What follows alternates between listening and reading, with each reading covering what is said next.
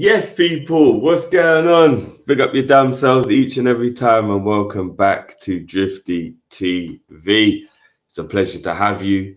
Hope you enjoy this. It's another Drifty's review. Now that the weekend is over, and there was another another four games that were played. So obviously, I'm going to break the rest of them down and then just go over everything. Really. Hope you're having a good day. Again, welcome, and I'm gonna start with a Brighton game because it's the game most fresh in my memory. Wasn't the greatest of games, but I'll be honest with you. Did anybody see Yoda's tackle on how the hell am I thinking? Williams. Sorry. My mind just went crazy there. Williams. Has anybody seen the tackle on? It was crazy. VAR, check complete. Are you having a laugh? These men are incompetent on a whole nother level. It's crazy. When you're so bad that you get looked at as corrupted, that's when you know there's a problem. They are so bad. Unbelievable. And Nottingham Forest will 100% feel hard done by in that moment. Jammy goal from Forest, but if I'm being honest with you, I think it was a penalty.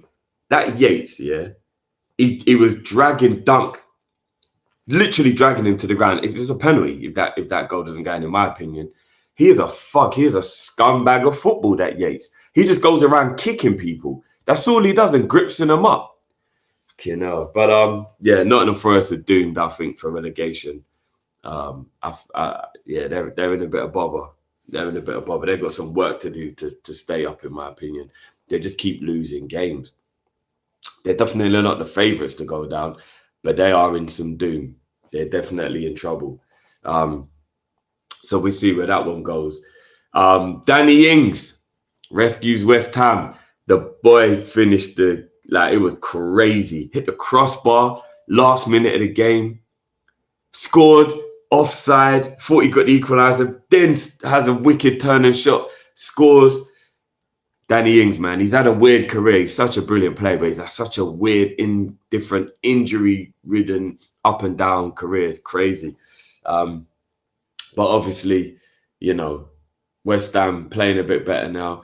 Crazy thing is, yeah, I don't necessarily know where West Ham would have been if Paqueta had been fit this whole time. But it does annoy me a lot that they had to play Arsenal. And I'm not sure if they had to play City in that time, but I definitely heard they had to play Arsenal in that time without, you know, some of their key players.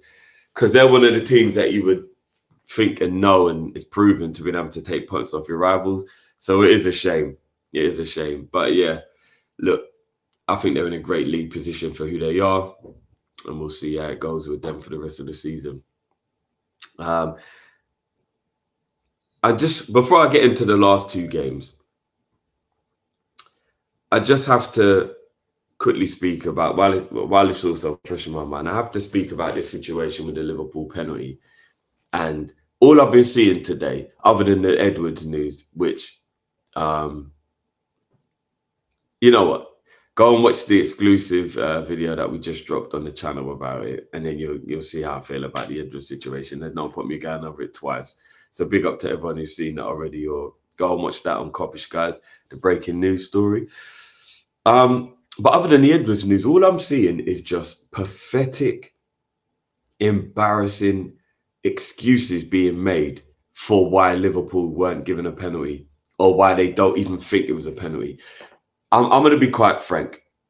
You are showing a severe lack of integrity to sit there and legitimately try and make excuses for why Liverpool weren't given a penalty in that game.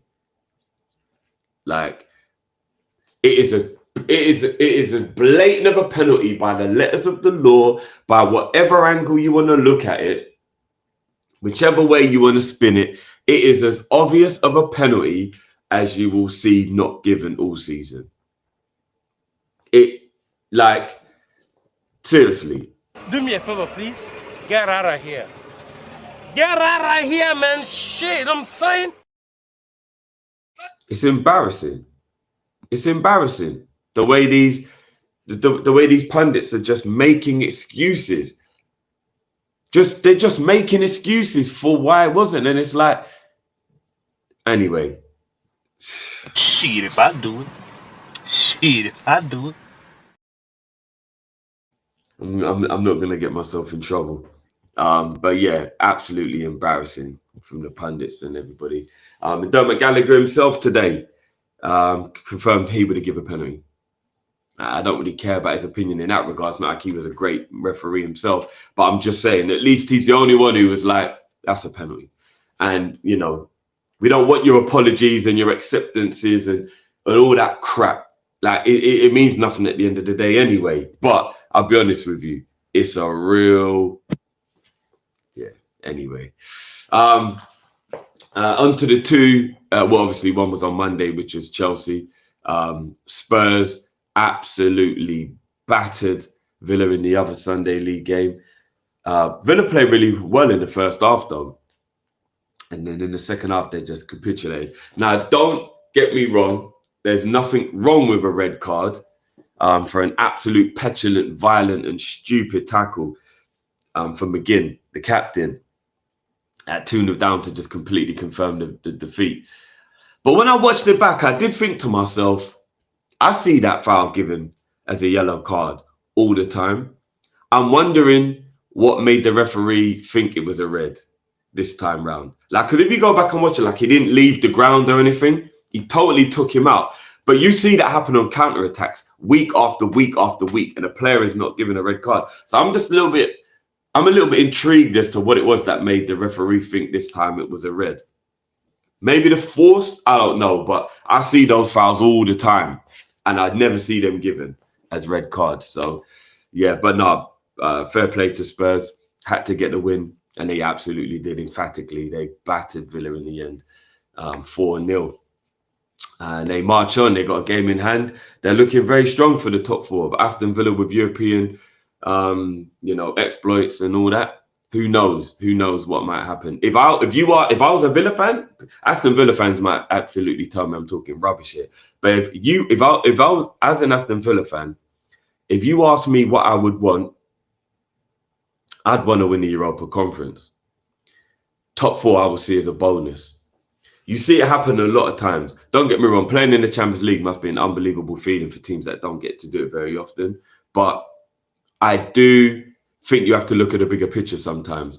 And I think winning a European trophy, whether it be the bottom tier one or not, look what it did for West Ham, and having the parade and having the joy of that moment, and then going into the Europa League, which is still a good level of European football afterwards, where Emery is in his absolute element, I think that would be more beneficial. And then if Champions League happened, it would be a bonus. Then it would be to go all out to get top four, maybe not even get it and not win a trophy, because I think Aston Villa are going to struggle to do both. I know they do have a good squad, but even mentally, experience-wise, they're going to struggle to do both. To get top four and maintain their league position and to win the conference, I think they're going to struggle to do both.